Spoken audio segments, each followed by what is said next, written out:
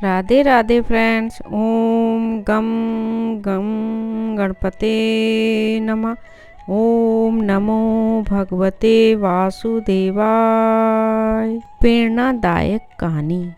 बच्चों के लिए कहानी की जब भी बात आती है तो हर कहानी अपने आप में कोई ना कोई सीख या प्रेरणा लेकर आती है। जब हम सिर्फ प्रेरणादायक कहानी की बात करते हैं तो ऐसे में केवल उन कहानियों को शामिल किया जाता है जिनसे बच्चों को जीवन में अच्छे कर्म और व्यवहार की प्रेरणा मिले। कुछ ऐसी ही व्यवहारिक सीख देने वाली कहानियों का संग्रह आपको यहाँ मिलेगा। ये कहानियाँ आपके बच्चे की बुद्धि का विकास करने में तो मदद करेंगी ही, साथ ही इनकी मदद से उन्हें जीवन में अच्छे और बुरे के बीच का अंतर समझने में भी मदद मिलेगी। इतना ही नहीं, ये कहानी बच्चों को बड़ों का आदर, मित्रों से अच्छा व्यवहार व लोगों के प्रति विनम्रता का पाठ भी पढ़ाएगी और माता पिता का कैसे सम्मान करें, माता पिता क्यों भगवान के समान होते हैं, इस बारे में भी बताएगी। यह पाठ न सिर्फ बचपन में बल्कि युवावस्था में भी उनका मार्गदर्शन करेगी। अगर आप भी चाहते हैं कि आपका बच्चा भविष्य में बुद्धि और विकास की कसौटी पर खरा उतरे तो आप इन प्रेरक लघु कहानियों के द्वारा खेल खेल में अपने बच्चों को ज्ञान के सागर में ले जा सकते हैं। श्रवण कुमार की कथा। यह कहानी त्रेता युग की है। उस समय श्रवण कुमार नाम का एक बालक था।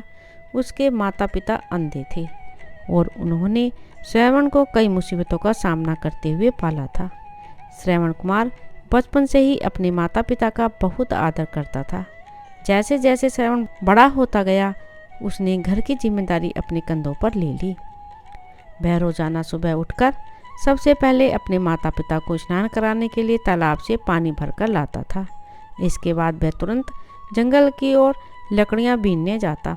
फिर लकड़ियां जलाने के बाद श्रवण चूल्हा जलाकर माता पिता के लिए खाना बनाता था। श्रवण को इतनी मेहनत करते देख उसकी माँ हमेशा उसे टोकती थी कि वह कहती थी, श्रवण बेटा तुम इतना सारा काम अकेले क्यों करते हो, खाना तुम मुझे बनाने दिया करो, मैं आसानी से बना लूँगी, इसके बदले तुम थोड़ा आराम कर लिया करो।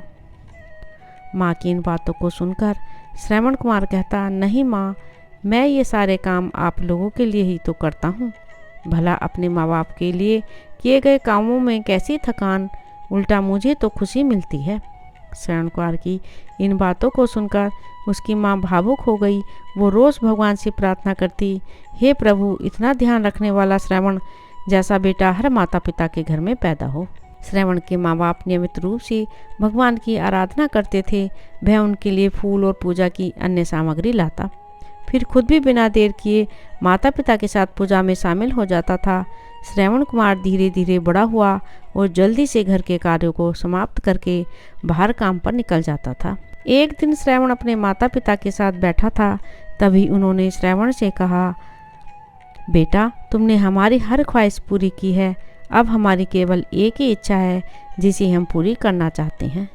यह सुन श्रवण ने उनसे पूछा, ऐसी कौन सी इच्छा बाकी है जिसे आप पूरा करना चाहते हैं, आप केवल आदेश दें, मैं आपकी हर ख्वाहिश को, हर इच्छा को पूरा करूँगा। इस पर श्रवण के पिता ने कहा, बेटा अब हम बूढ़े हो चुके हैं और हम चाहते हैं कि मरने से पहले तीर्थ यात्रा के लिए जाएं। भगवान की शरण में जाकर हमें सुकून की प्राप्ति होगी। अपने माँ बाप की बात सुनकर श्रवण कुमार सोचने लग गया कि वह उनकी इस इच्छा को कैसे पूरा करेगा। उस समय बस और ट्रेन की सुविधा नहीं थी, साथ ही उसके माता पिता देख भी नहीं सकते थे।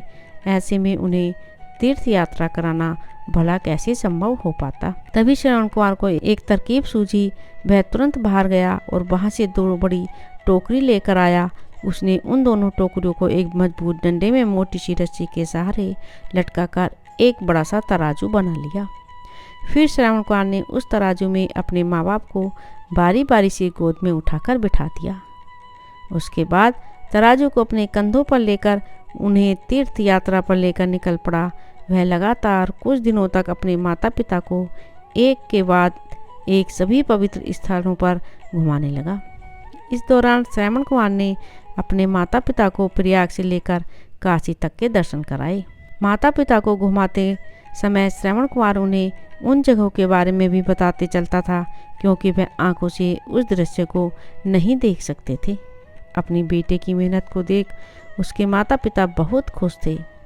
उन्होंने एक दिन श्रवण से कहा, बेटा हम देख नहीं सकते, लेकिन कभी भी हमें इस बात का दुख नहीं हुआ कि तुम हमारे लिए हमारी आंखें हो।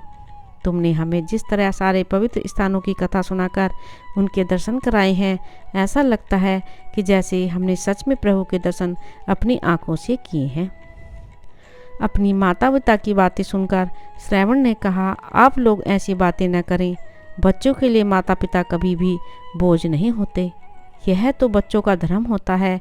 एक दिन श्रवण कुमार आराम करने के लिए अयोध्या के पास अपने माता पिता के साथ रुका। तभी उसकी माँ ने पानी पीने की इच्छा जताई। श्रवण को पास में हुई एक नदी दिखाई दी। उसने अपने माता पिता से कहा, आप दोनों यहाँ आराम करें, मैं आप लोगों के लिए अभी पानी लेकर आता हूँ। नदी के पास पहुंचकर श्रवण कुमार कमंडल में पानी भरने लगा।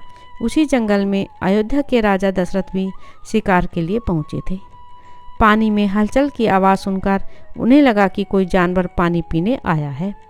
उन्होंने बिना देखे केवल ध्वनि सुनकर ही अपना तीर चला दिया। दुर्भाग्य से वह सीधे श्रवण कुमार को लग गया। तीर लगते ही वह चीख पड़ा। इसके बाद राजा दशरथ जब अपने शिकार को देखने पहुंचे तो वहाँ श्रवण था। वो तुरंत श्रवण कुमार के नज़दीक पहुंचे और कहा, मुझसे बहुत बड़ी भूल हो गई, मुझे माफ़ कर दीजिए। मुझे बिल्कुल नहीं पता था कि यहाँ कोई मानव होगा। मैं इस गलती का पश्चाताप करने के लिए क्या करूँ कि तुम मुझे माफ़ कर दो। तभी कराते हुए श्रवण कुमार ने कहा, यहाँ से थोड़ी ही दूर जंगल में मेरे माता पिता बैठे हैं, उन्हें काफ़ी प्यास लगी है। आप उन तक यह पानी पहुँचा दीजिए और मेरे बारे में उन्हें कुछ भी न बताएं।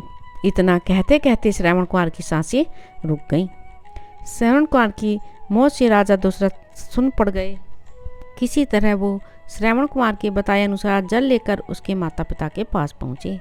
श्रवण के माता पिता अपने बेटे की आहट को बखूबी पहचानते थे। जब राजा दशरथ उनके करीब पहुँचे तो उन्होंने आश्चर्य से पूछा, तुम कौन हो और हमारे श्रवण को क्या हुआ, वह क्यों नहीं आया? राजा दशरथ उनके सवालों का जवाब नहीं दे पाए। उन्होंने चुपचाप पानी उनकी तरफ बढ़ा दिया। तभी श्रवण की माँ ने चिंतित स्वर में जोर से कहा, तुम कौन हो और मेरा बेटा कहाँ है, ये बताते क्यों नहीं हो? श्रवण की माँ की चिंता देखकर राजा दशरथ ने कहा, माँ मुझे माफ़ कर दीजिए। शिकार करने के लिए मैंने जो तीर चलाया था वो सीधे आपके बेटे श्रवण को जा लगा। उसने मुझे आप लोगों के बारे में बताया, इसलिए मैं यहाँ पानी लेकर चला आया। इतना कहकर राजा दशरथ चुप हो गए। राजा दशरथ की बात सुनकर श्रवण की माँ जोर जोर से रोने लगी। उन लोगों ने अपने बेटे की मौत के गम में राजा दशरथ के लाए हुए पानी को हाथ तक नहीं लगाया। श्रवण के पिता ने तभी राजा दशरथ को पुत्र वियोग का श्राप दे दिया। कुछ ही देर बाद श्रवण के माता पिता ने अपने प्राण त्याग दिए। बताया जाता है कि श्रवण कुमार के पिता के श्राप के परिणाम स्वरूप ही राजा दशरथ को अपने पुत्र राम से दूर रहना पड़ा था। राजा दशरथ के इस श्राप को पूरा करने के लिए ही भगवान राम को 14 वर्षों का वनवास हुआ, जिसका माध्यम दशरथ की पत्नी कैकेयी बनी। श्रवण के पिता की तरह ही राजा दशरथ भी अपने बेटे से दूरी को बर्दाश्त नहीं कर पाए और उन्होंने अपने प्राण त्याग दिए। इस कहानी से हमें ये सीख मिलती है कि हर बच्चे को अपने माता पिता की सेवा श्रवण कुमार की तरह से ही निस्वार्थ भाव से करनी चाहिए। यही उनका सबसे बड़ा कर्तव्य है। राधे राधे। ओम नमो भगवते वासुदेवाय।